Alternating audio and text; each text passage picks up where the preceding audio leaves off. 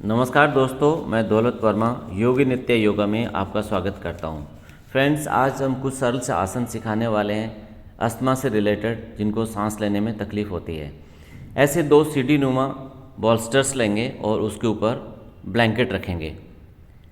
इसके बिल्कुल पास में पैर सीधे करते हुए दंड आसन में बैठ जाएं और दोनों तरफ हाथ लगाते हुए धीरे धीरे पीछे की तरफ लेटें।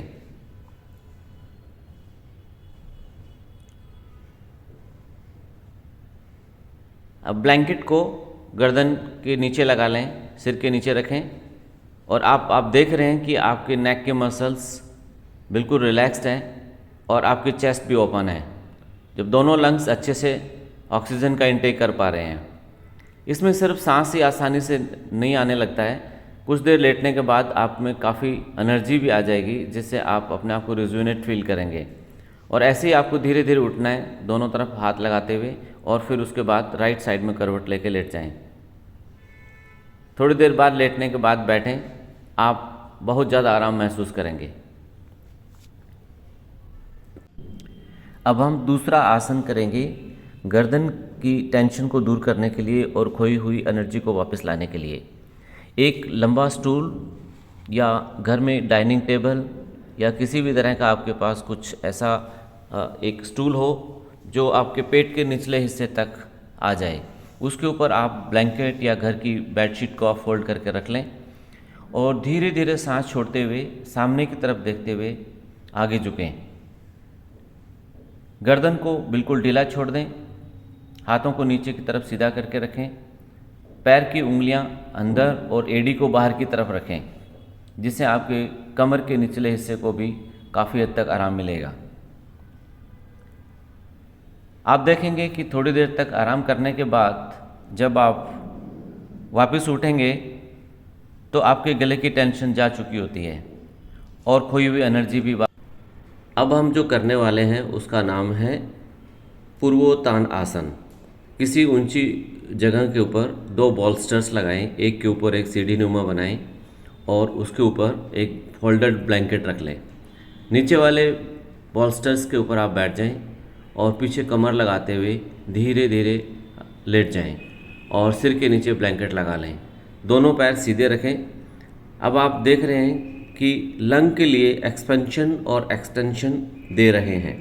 आप सांस आराम से ले रहे हैं, सिर्फ लंग्स ही नहीं, चेस्ट की कैविटी भी ओपन हो रही है। कोई टेंशन ना गले में है ना गर्दन में है। आप अपने को रिजुवेनेट करते हैं। अस्थमा के पेशेंट को सबसे ज़्यादा ज़रूरी है खोई हुई एनर्जी को वापस लाना। आप इस आसन को 3 से 5 मिनट तक कर सकते हैं और फिर धीरे धीरे दोनों तरफ हाथ लगाते हुए बैठ जाएं और थोड़ी देर के। अब हम 4 नंबर पर एक योगा आसन करने वाले हैं जिसका नाम है विपरीत करनी, जो बेहद आराम देता है।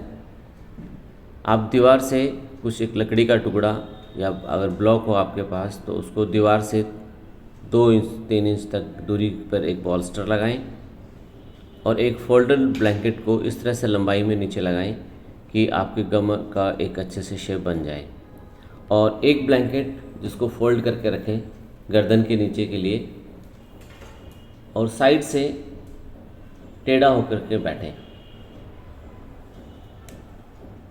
घर में अगर आपके पास ग्रिल है तो आप उसके पास भी इस तरह से आप कुशन लगा के और लेट सकते हैं।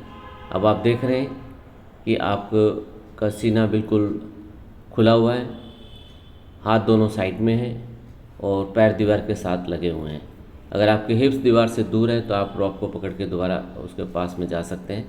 गर्दन के नीचे ब्लैंकेट को इस तरीके से लगाएं कि गर्दन में किसी तरह का तनाव ना रहे। पैरों में जो एक्स्ट्रा फ्लूइड है वो टुवर्ड्स ग्रेविटी अपने आप आ रहा है और पैरों की टेंशन दूर होती है। इस आसन को 2 से 5 मिनट तक रोक सकते हैं और कुछ देर बाद दोनों पैरों को आप फोल्ड करके रुक जाएं, जिससे जो ज़्यादा ब्रेन को आपके जो ब्लड फ्लो मिल रहा था वो थोड़ा कंट्रोल में हो जाएगा। और फिर इस तरह से पैरों से दीवार को धक्का लगाते हुए ऊपर की तरफ आ जाएं और राइट करवट से लेट जाएं। अब आप देखेंगे कि जो पैरों की तरफ से जो ब्लड जो फ्लूइड जो ब्रेन की तरफ, हेड की तरफ जो प्रेशर से आ रहा था वो बिल्कुल नॉर्मल हो चुका है, और आप बाद में साइड से करवट लेके बैठ जाएं।